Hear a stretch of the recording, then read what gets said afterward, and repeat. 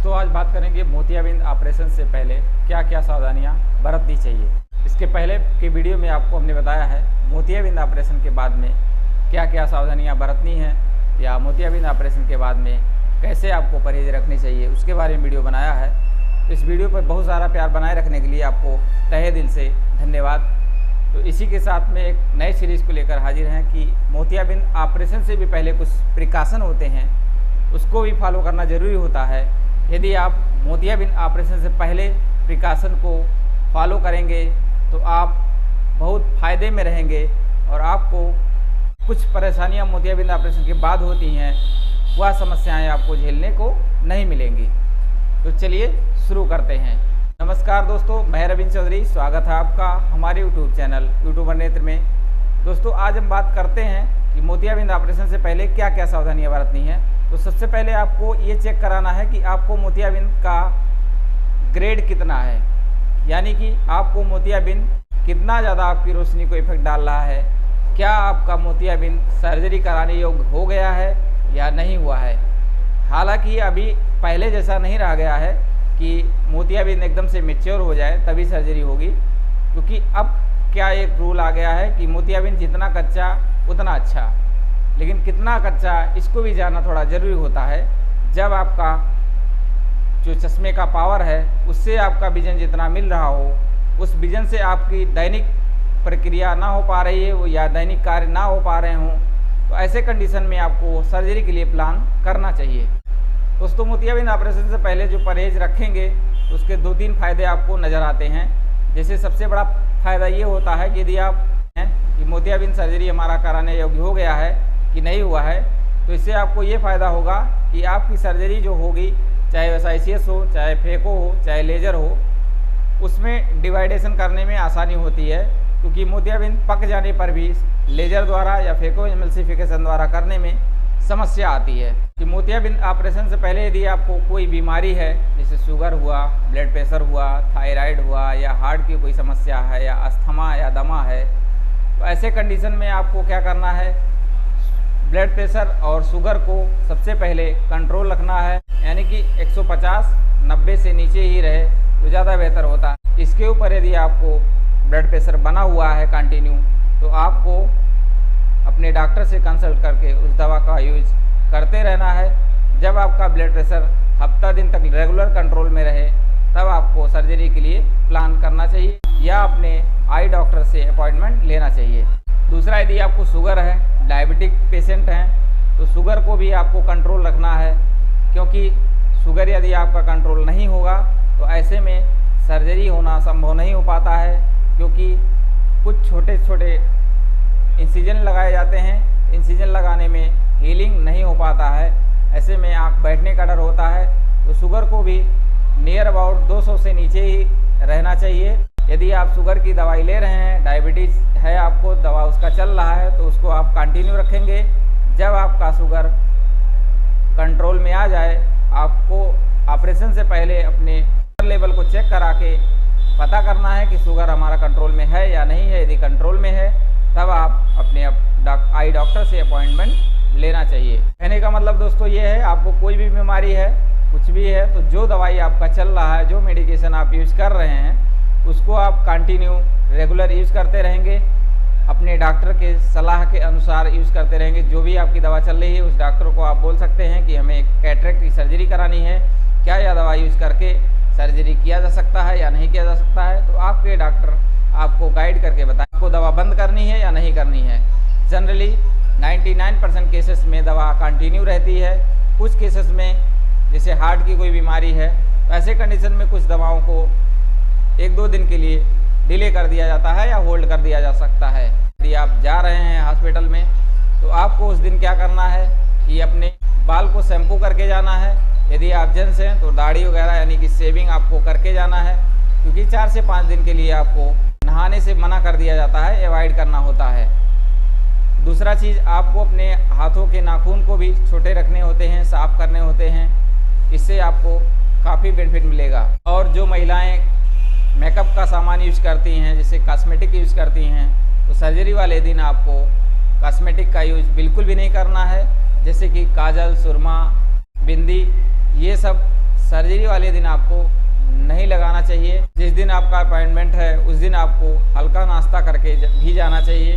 और मोतियाबिंद ऑपरेशन के बाद में कभी कभी कुछ लोगों को कुछ खाने की भी इच्छा होती है, यदि आप उसको घर से रख सकते हैं तो उसको भी रख सकते हैं, नहीं तो फल फ्रूट वगैरह यदि आप मरीज डिमांड कर रहा है तो उसको आप दे सकते हैं। तो अब बात करेंगे कि आपका जब मोतियाबिंद ऑपरेशन के दिन जैसे जांच सारी हो गई हैं, जैसे AR हो गया, रिफ्रैक्शन किया गया, आपका कितना पावर आ रहा है कितना नहीं है, उसके बाद में IOP टेस्ट होता है, ब्लड प्रेशर टेस्ट होता है, उसके बाद आँखों का स्कैन होता है, केरेटोमेट्री होता है, यानी कि जो कार्निया का कर्वेचर होता है उसको चेक किया जाता है कि उसका डायमेंशन सही है या नहीं है।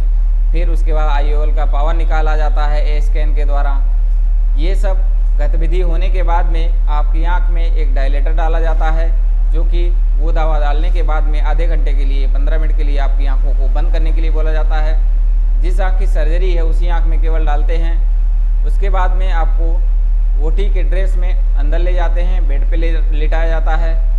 तो जब आपको बेड पे लिटाया गया है तो ऐसे कंडीशन में आपको कुछ इंस्ट्रक्शन को फॉलो करना चाहिए, जो कि बहुत ही ज़रूरी होता है। बहुत सारे पेशेंट होते हैं घबराने लगते हैं, OT में जैसे ही जाते हैं उनको डर सा महसूस होता है कि अब हमारे साथ क्या हो रहा है क्या नहीं हो रहा है। तो ऐसे कंडीशन में आपको पहले ही जो चीज़ जानकारी है, जो चीज़ बता रहे हैं, उसको फॉलो करके आप इस समस्या से बच सकते हैं। सबसे पहले जब आपको बेड पे लिटाया, जैसे ही जो असिस्टेंट होते हैं वो लिटाते हैं, जिस हिसाब से वो बोल रहे हैं उस हिसाब से आपको करना चाहिए। आप बेड पर लेट गए हैं तो जिस प्रकार से आपको लिटाया गया उसी प्रकार से लेटे रहिए। और जो भी समस्या आपको हो रही है, जैसे हाथ हिलाना है या पैर हिलाना है या खांसी आ रही है या सांस फूलने में दिक्कत हो रही है, तो आपको अपने मुंह से बोलना है, शरीर को या बॉडी को हिला करके नहीं बताना है। मुंह से बोलिए जो भी समस्या है, क्योंकि ऐसे कंडीशन में कुछ पेशेंट खांसने लगते हैं या सांस फूलने लगती है। तो जब अंदर फेको इमल्सिफिकेशन का मशीन इंटर किया रहता है, ऐसे कंडीशन में शरीर हिल जाने पर रैप्चर होने का डर होता है, आँख खराब होने का डर होता है। तो आपको ये चीज़ का ध्यान देना है कि जब जो कोई भी गतिविधि हो, खांसी आ रही हो, सांस फूल रही हो, तो डॉक्टर को बोले। डॉक्टर आपको एडवाइस करेंगे, बताएंगे कि आपको क्या करना है। सबसे ज़रूरी पॉइंट यही होता है कि 10 से 5 मिनट की सर्जरी होती है, उतने समय में आपको जो भी इंस्ट्रक्शन दिए गए हैं, कपड़ा भी डालते हैं, अंदर ढक देते हैं, क्योंकि आँख के साइड से जो पानी जाता है कान के अंदर ना जाए या फिर और कोई दिक्कत ना हो, उससे आपको डरना नहीं है। उसके नीचे से सांस लेने का जगह बचा रहता है, आप अच्छे से सांस ले सकते हैं आराम से, कोई समस्या नहीं है। फिर भी आपको समस्या हो रही है तो जो इंस्ट्रक्शन आपको हमने दिया है, बताया है, उसको आप फॉलो करके इस समस्या से बच सकते हैं और आप अपने लेंस को अच्छे से इम्प्लांट करवा सकते हैं, जिससे आपको भविष्य में कोई समस्या ना हो। यदि ऐसे समय में 10 से 15 मिनट आप सब्र कर लेंगे, लेंस अच्छे से इम्प्लांट हो जाएगा, तो भविष्य के लिए आपका लेंस सिक्योर हो जाएगा, विजन आपको अच्छा मिलेगा। दोस्तों, एक जो ज़रूरी पॉइंट आपके लिए है, जो कि कोई डॉक्टर आपको एडवाइस नहीं करते हैं या नहीं बताते हैं, लेकिन मैं अपनी तरफ से आपको सजेस्ट करने की कोशिश करता हूँ, कि आपको बताने की कोशिश करता हूँ। यह बेहद ही ज़रूरी होता है। सस्ते लेंस में नहीं, लेकिन कुछ आप प्रीमियम लेंस यूज़ कर रहे हैं, जैसे महंगे लेंस यूज़ कर रहे हैं, तो ऐसे कंडीशन में ये समस्याएं ज़्यादा होती हैं। तो सबसे पहले यदि आप महंगे लेंस का चुनाव कर रहे हैं, जैसे 20,000, 30,000 या 40,000 से ऊपर के लेंस का चुनाव कर रहे हैं, तो जिस दिन आप अपॉइंटमेंट ले रहे हैं उसके पहले आप जा कर के अपने डॉक्टर से अपनी IOL पावर को कैलकुलेट करवा लेना चाहिए या लेंस का पावर निकलवा लेना चाहिए। क्योंकि क्या होता है, जिस दिन आप सर्जरी करने गए हैं उस दिन IOL पावर निकाला जाता है। तो ऐसे कंडीशन में जिस कंपनी का आपने लेंस चुनाव किया है या सेलेक्ट किया है, उस कंपनी का लेंस जो पावर आपकी आंख में लग रहा है वह उपलब्ध नहीं है, तो उसी पावर का लेंस दूसरी कंपनी का लेंस कभी कभी डॉक्टर डाल देते हैं।